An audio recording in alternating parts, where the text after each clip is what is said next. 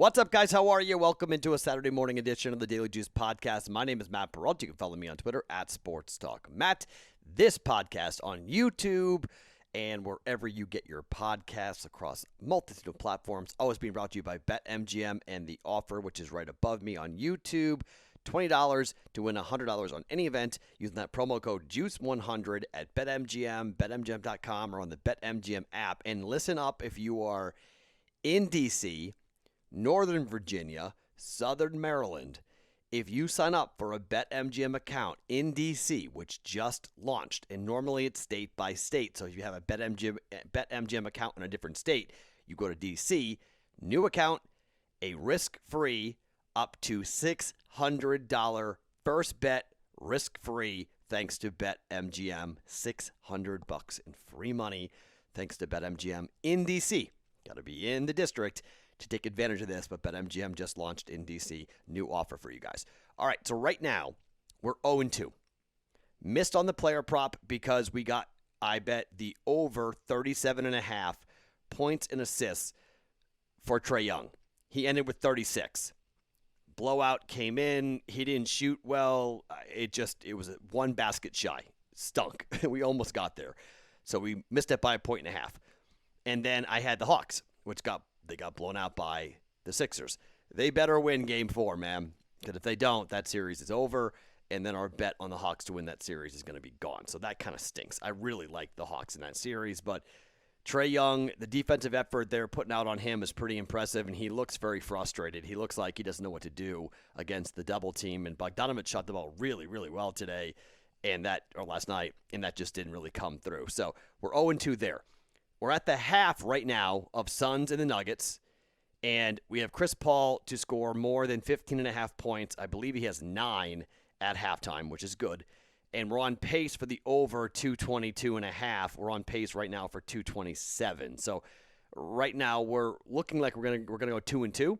But I had to tape this today. I couldn't wait for the game to be over because I've got stuff to do tonight. I got husband duty with my wife to hang out, watch a movie, and do some stuff. And she just, I had to take care. I had to do it early. It's 8:30 on Friday night. I had to take care of some family stuff. So cut me a little break that I don't have an accurate recount of what happened on Friday night. But I think we're gonna go 2-2.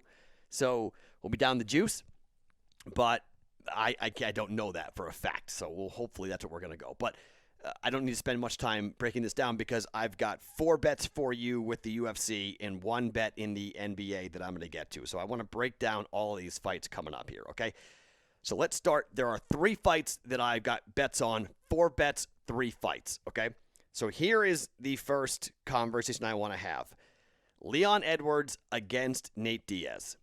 So Nate Diaz is just an absolute warrior. This guy, you can hit him with a crowbar. The one thing that is kind of concerning about Nate Diaz is that Nate cuts really easily, and he bleeds really easily. Leon Edwards can punch. Leon Edwards is a well-rounded fighter, and Leon Edwards is going to be significantly younger going into this fight, and he's taller in this fight. What's interesting is that Nate's got a longer reach advantage.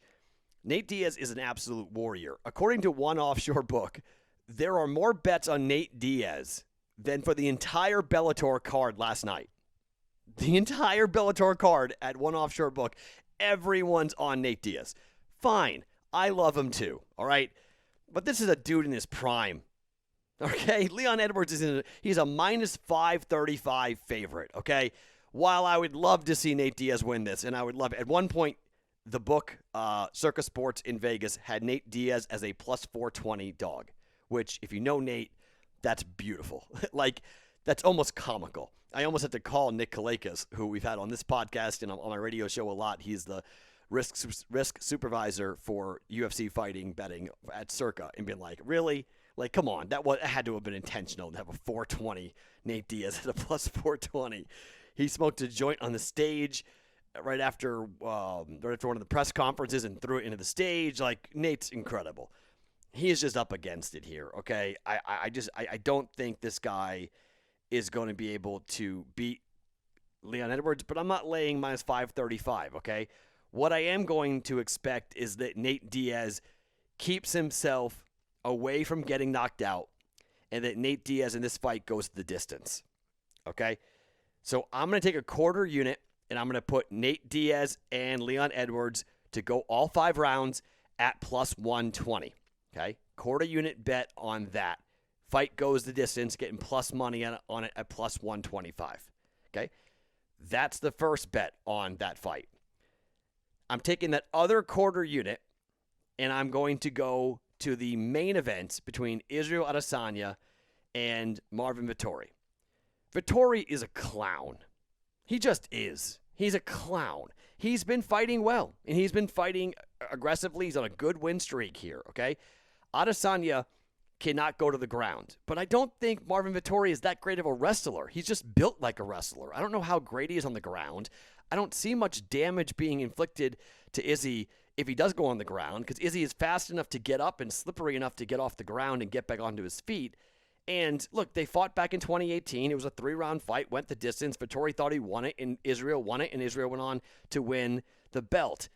I'm not expecting a Jan Blachowicz 2.0 here. I don't get this, where people are like, oh my gosh, Adesanya, he was shown to be mortal. And this is still the dude who dominates this division. He dominates this division. Israel, I think, is going to have to be smart. And Vettori's going to go for the knockout. He's going to try to brawl. He's going to try to pressure and put Izzy up against the cage. And maybe Izzy slows down. There has been times where Adesanya has slowed down in the 4th and 5th rounds, like most fighters can. Izzy might try to take him out early, okay? It's absolutely possible that Adesanya takes him out early, but I don't know if he can do that. Vettori's got a pretty strong chin. He's tough to knock out. So I got plus 165 on Adesanya by decision, the same way that it went the first time these two guys fought. Adesanya by decision over Marvin Vettori at plus 165. So I'm taking a half a unit with a couple of plus money bets, okay? Trying to capitalize here. Exotics, if you will, props, if you will, to go with a quarter unit on Edwards and Diaz to go the distance, all 5 rounds at plus 120, and Israel Adesanya by decision at plus 165. They go to the cards, okay?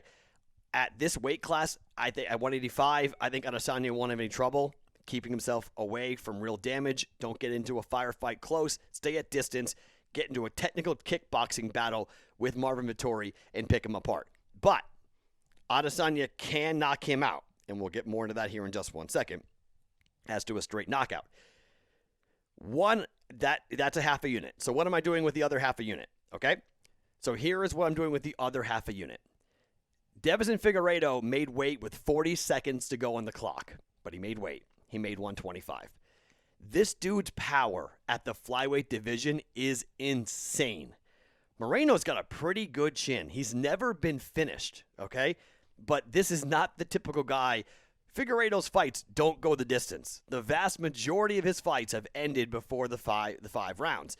And maybe Moreno can get into a submission. I think there's something up here. I don't think this fight goes the distance. In fact, I feel pretty good about it. This fight, we saw these guys fight before. It was a draw. It went 5 rounds. I don't think this fight goes 5 rounds. This fight ends inside the distance. It's minus 135 for the fight to end inside the distance, and I'm putting a half a unit on this for one of these two men to stop the other before we get to the end of the 5 rounds. Both guys were exhausted at the end of the first fight. They could barely be standing up on each other. I think Figueiredo swings for the fences. Moreno is going to have to try to avoid it. And I think he equally could clip when Figueiredo's out there brawling, throwing these bombs. Maybe Moreno clips him. And maybe Moreno stops the fight early here and gets a victory. So inside the distance, either man to win, Figueiredo or Moreno, inside the distance, minus 135 for a half a unit.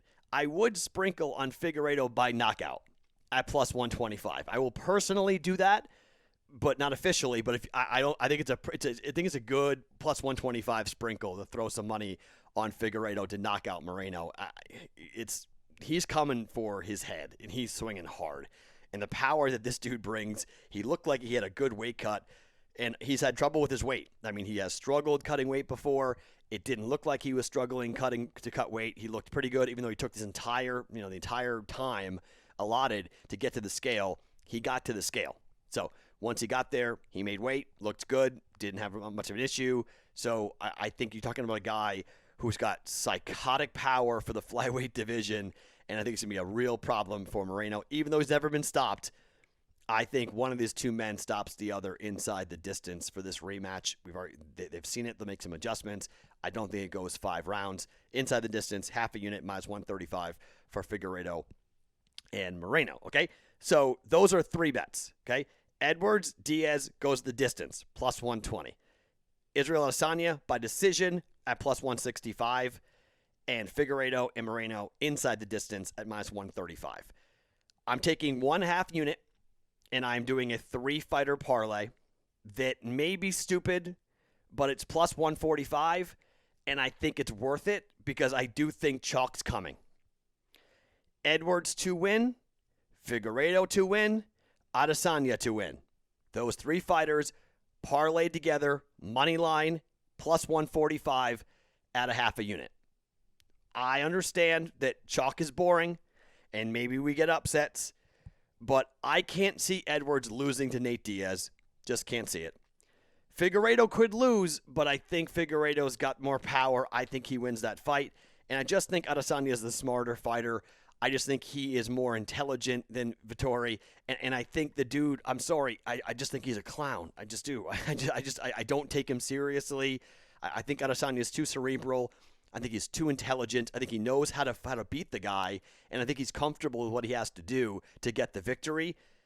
3-fight, money line. It's nothing to do with the prelims. It's just on the pay-per-view side of things, but 3 fights, all chalk. Figueiredo, Adesanya, Edwards, all to win here. Half a unit, plus 145 to cash that. So what am I doing with the other half a unit? There's only one NBA game today, so I'm not doing NBA player props. So I'm going to give you what we normally do. We normally have about 2 units in play per day.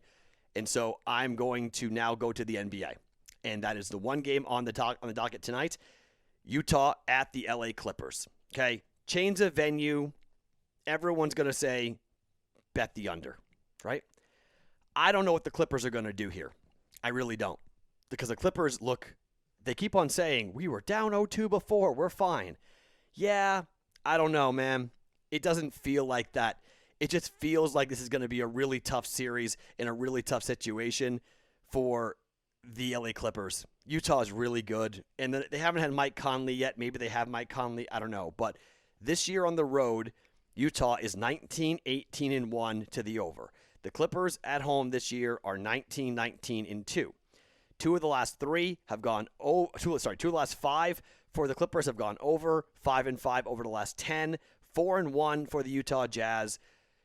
Last game went over. 6-4 overall to the over. 6-4 over the last 10 for Utah to the over. Game 1, it was 222. It barely missed. It went under by 1 point. Game 2, total of 223.5. It went over by 4.5 points. The 117-111 victory, it went over. The total is 223.5 again, same total as before, and maybe the Clippers really slow things down, and maybe they just take the air out of the ball, but I think Utah is going to run. Utah is on a pretty good streak here. Let's see, that's now 6 of the last 7 games for the Utah Jazz have gone over, okay? They ended the 5 games at the end of the Memphis series, all went over, including both games on the road against Memphis, where it was over by 6.5 and over by 8 points, respectively. And then the last game at home against Memphis were over by 9.5. They're not blowing past it with huge numbers, but they are clearing it. I'm going to come back here with the Utah Jazz and the LA Clippers. We're going over 223.5 for their game here for game number 3 in LA. Utah and the Clippers over 223.5, and we get a lot of offense.